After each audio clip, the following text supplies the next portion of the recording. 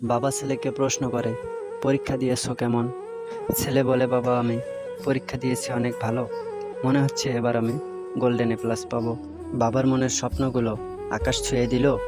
ছেলের হাতে ফলাফল, মুখটা যেন কালো। বাবা বলল, সোনা তোমার ফলাফল কি হলো?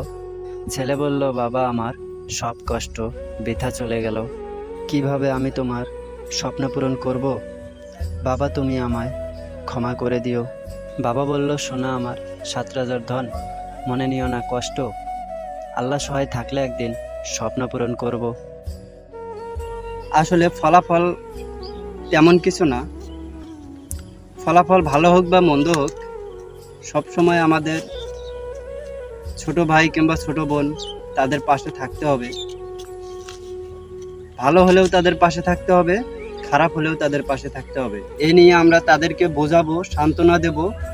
ভালো হবে, এবছর না হোক পরের বছর ভালো করবে, এটাই স্বাভাবিক।